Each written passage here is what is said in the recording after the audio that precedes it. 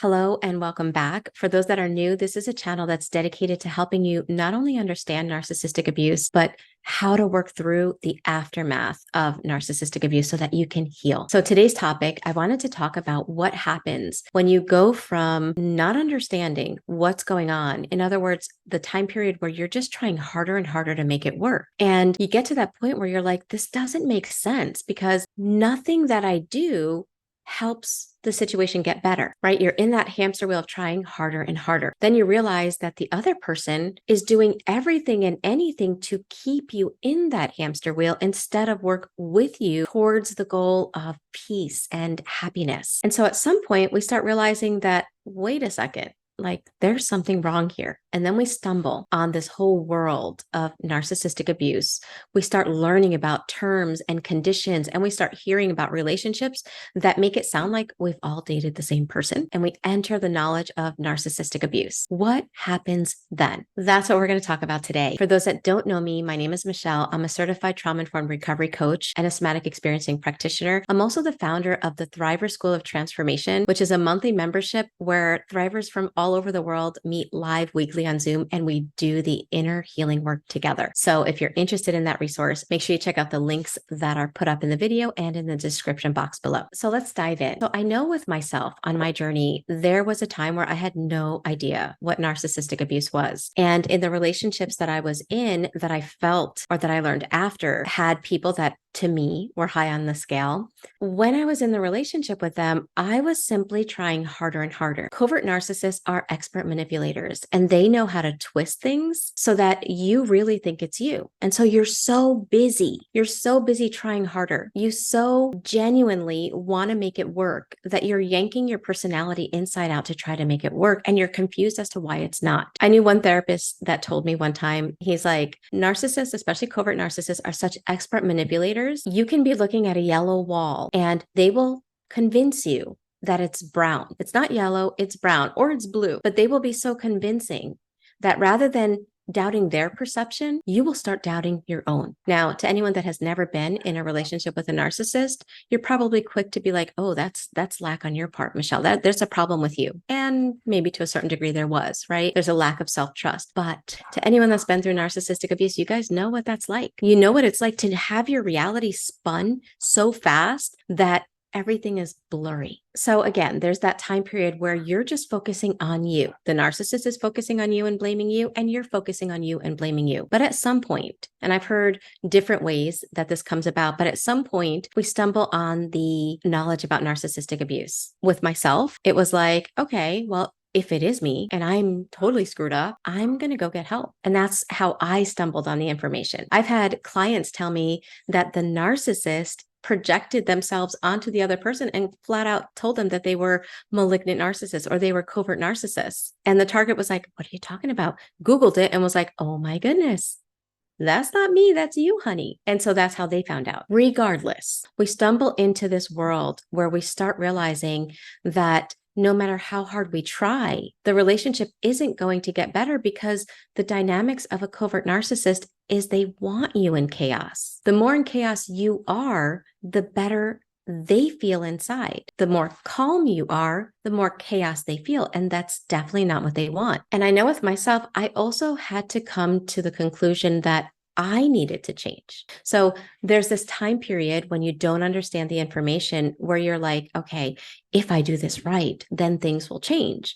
If I can just get through, they'll get it and then things will get better. Change is dependent on how they are. But as you begin learning this, you start realizing that they're not going to change. Their behaviors that cause you so much emotional suffering are exactly what they want to happen because your emotions are like oxygen for them, right? They call it narcissistic supply. The more emotions you give, the more intense different emotions you exhibit or you are living in, the better they feel. Some of the tactics that they use, for example, the silent treatment. When they are giving you the silent treatment, this is causing you emotional suffering, the pain of not having them speak to you, usually because it's touching on a belief that I'm unlovable, I'm unworthy, I'm not enough, or I'm bad. Beliefs that you're not even thinking about consciously, but they're touching on a painful subconscious belief. And when that belief is kicked on, you are in a tremendous amount of suffering. That suffering is oxygen for them. When they try to blame you for everything, there's a lot of pain, there's guilt, there's shame, a lot of emotions that are fueling them. Projection, when they're projecting onto you, you're feeling attacked, you're feeling frustrated, you're feeling anxiety. Again, more fuel for them. In other words, everything they do to cause you emotional suffering is serving their purpose by how you respond. When I learned that, it was kind of hard for me to swallow. And when I also learned that I needed to change how I showed up, it felt impossible. For example, I remember the first time explaining to somebody the silent treatment and having them tell me, Michele, you can watch that and you don't have to let that cause any suffering to you. And I remember thinking how on earth can I be ignored and treated as if I was dead and have that not touch me? It sounded impossible. Or the other thing that I was told,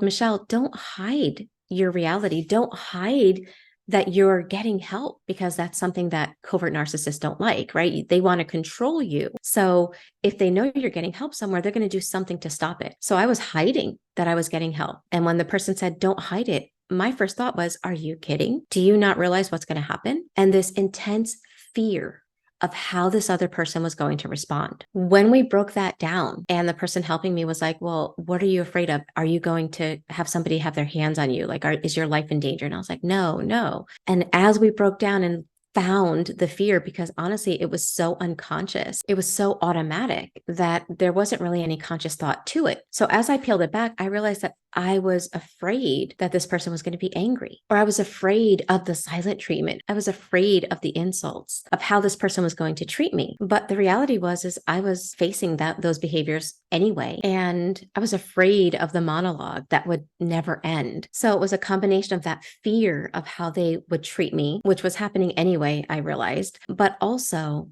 what I didn't realize is the underlying meaning that my subconscious beliefs were making their behavior mean. So for example, when I was suffering because of the silent treatment, I was like, well, why am I suffering? I had to find out the reason. Obviously, I didn't like the behavior, but what made me suffer was the fact that when that silent treatment was being administered, what I learned when I really peeled it back to find the belief, the subconscious belief that was getting activated, was that somewhere in my life, my nervous system made this connection that people that were angry meant I was bad. Now, obviously, I didn't form that belief as an adult. It was formed in childhood. And that's why narcissistic abuse is so painful, because they open up those old wounds that aren't fully healed. And so I wasn't even thinking, oh, I'm bad, but my nervous system was. And so anytime I got the silent treatment, there was a tremendous amount of suffering. When I realized that, and I was like, well, do I really believe that I'm a bad person because this person chooses to treat me like I'm dead over things that don't even make sense? No. Once I brought it into my conscious awareness, I could change the meaning. And those are the changes that we have to make so that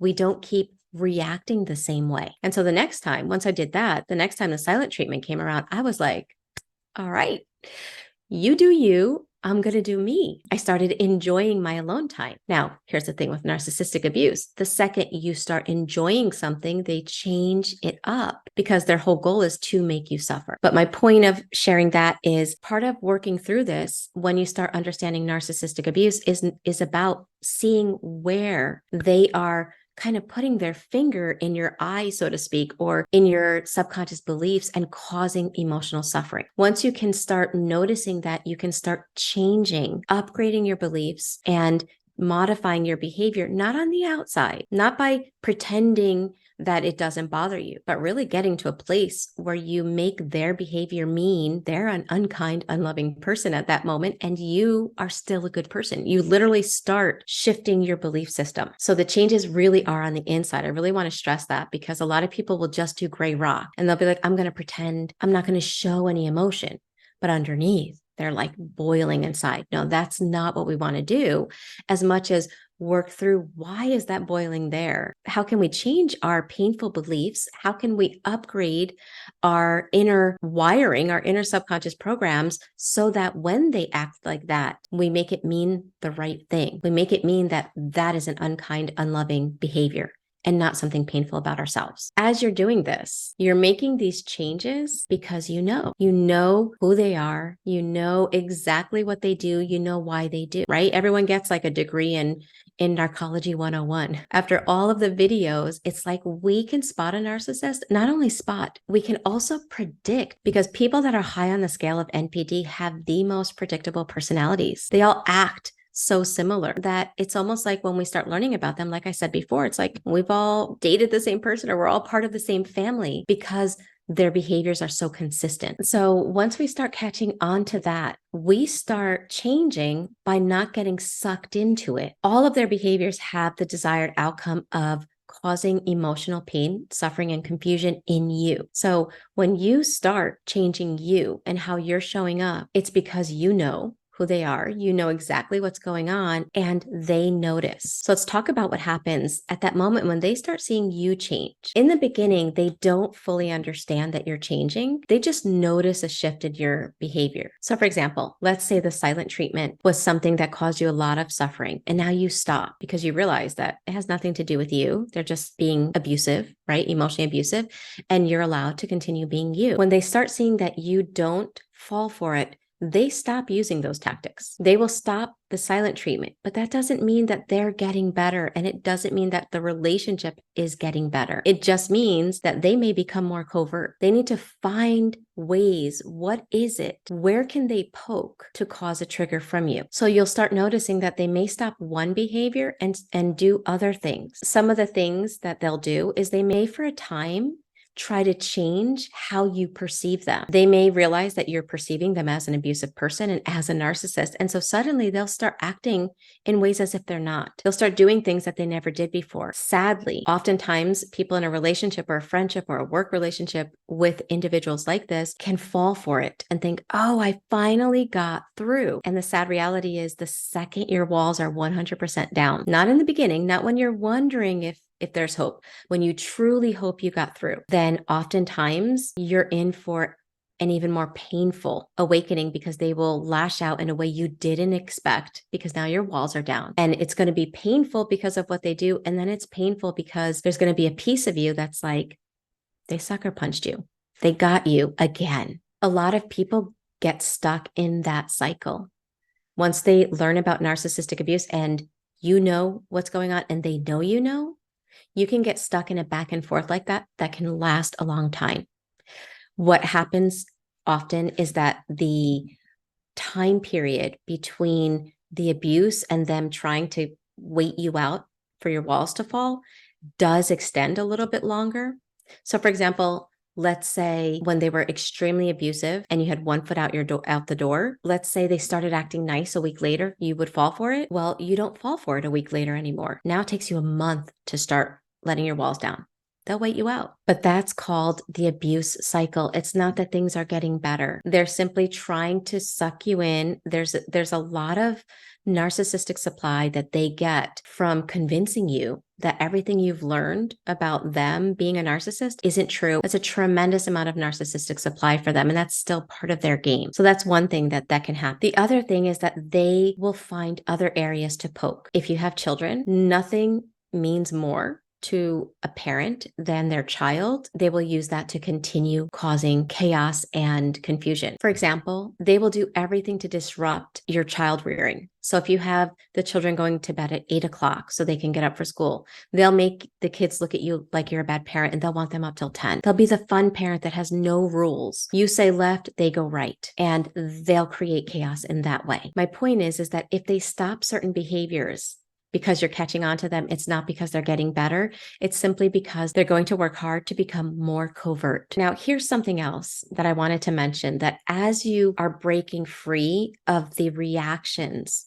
that narcissistic abuse trains you to be in, right? You get trained to react. You get trained to be stuck in a trauma response, whether it's fight, flight, freeze, or fawn. When you begin to break out of those reactions, I want you to know that it can get worse because the narcissist doesn't want you to be calm. They don't want you to be empowered. They want you to be in chaos. And so this is going to really cause them to try so many different avenues to try to drag and pull emotional energy from you. Remember, if your life is in danger, seek safety first. Get yourself physically in a safe place. If you're emotionally abused and you know your life is not in danger, I still want you to understand that it does get worse. So just keep that in mind. However, you will get better. I'm telling you exactly what was told to me. He said, they might get worse, but you will get better. And at that moment, I didn't understand, like, how am I going to be better if I'm enduring this treatment? Well, I did get better because something amazing happens when you stop doing the behaviors you were trained to do and you stop giving that narcissistic supply. Something amazing happens. You start feeling like you. When we're trying to help this person to not react, we're so outside of ourselves. We're so trying to help them be halfway decent or calm or normal that we're not even aware of what's going on inside of us. It was hard for me to understand that in the beginning, but I quickly understood it as I started to apply it. So rather than react, rather than get upset when the silent treatment came, rather than absorbing the monologue and the insults, I noticed it, but I held on to my reality and my truth that this was good for me. Getting help was good for me. And what I noticed was instead of getting sucked into a drama situation, which in the past would happen without me even realizing it, I was able to stand separate and notice and look at this person and watch them do all of these tactics that I had learned about.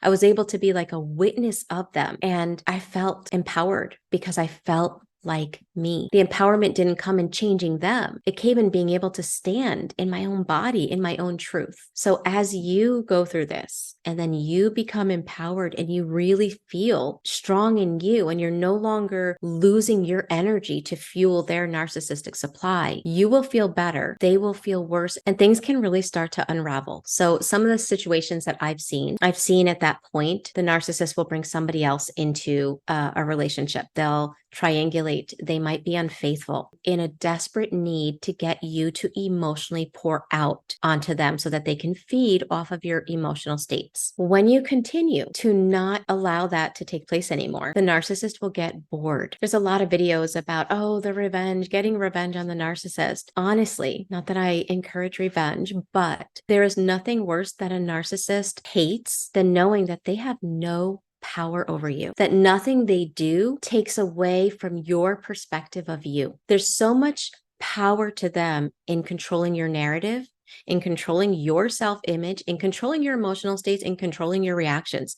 It's all how they can control you. And when you can stand in you and you know who you are and you stay in your reality and you have a healthy self-image despite their behavior, that is like bursting their bubble. And at that moment, when the narcissist knows that nothing they do can give them what they were getting from you, your presence in the relationship is a source of pain to them. It is too much for them to handle. I say this because a lot of people will be like, well, if I can get to that place where it no longer bothers me, then, at least we can keep the relationship and make it work. And honestly, I'm not anyone to say you should or should not do that. That is a personal decision. But I will say this, if your goal is to change your behaviors because now you know, right? You know who they are and eventually they're going to know that you know because you're totally different. If the thought is that now at least you guys can cohabitate, I just want to let you know that there's nothing that a narcissist hates more than being with somebody that they cannot touch emotionally, that they have no power over. There's a huge possibility that they're either going to be unfaithful or they're going to leave. They might discard you. And the way they do this, it can be so sneaky because they might first get you to trust them only to be the last discard, right? Because they know and they don't want to be discarded. They want to be the one that, to them, the one that discards is up here. So they might convince you, reel you in, only to spit you out, which can be really painful. And so what happens at that point, there's two things that can happen. Sometimes the target of narcissistic abuse, since they're no longer soaking up like a sponge any more abuse and turmoil, right? You're no longer soaking it up. It's like you're leaving it with them. That's a them problem, not a you problem. You might start realizing how dried up the relationship is and how little healthy emotion there is. And that can be hard at that time. A target often will have to go through a grieving period as you begin to realize that what you thought the relationship wasn't. Who you thought this person was and how you thought they felt about you is not how things really are. And so that's a difficult time period, but that often happens. And then the narcissist also feels like a dried up sponge because they're not soaking up your emotional energy anymore. And so that might cause them to discard as well. So those are some scenarios that take place when the narcissist knows that you know. I hope this kind of helps you to understand different possibilities. Obviously, this is not an all-inclusive list of things that can happen. I really want to stress that if you're at this place in your journey, I encourage you to start looking into CPTSD recovery. I started a new channel. I'll leave the link there. It's all about what happens after you're out of the relationship, because I know with myself, I thought that once I detoxed myself from all narcissistic people, that I was going to be my best self and life was going to be amazing. And it is now, but for a long time it wasn't, because I didn't realize that the training that they did to get me to be in certain states, to be stuck in fight, flight, freeze, or fawn, to react and see things in this twisted form of reality, I didn't realize that that wasn't just going to lift with time. I didn't realize how much narcissistic abuse rewires your subconscious belief system, your nervous system, how much it changes your brain. And so after a period of time when I realized, okay, everyone toxic is gone and I'm still stuck, then I had to do the inner work to work through CPTSD. So just be aware that even if your life is detoxed of toxic people, you're probably going to need some help working through the damage that they left behind. So give yourself that option so that you don't stay stuck in the broken state that they would love for you to stay stuck in. If you need any help, come check out our live Zoom meetings. For the month of September, we're going to be deep diving into how to overcome emotional flashbacks.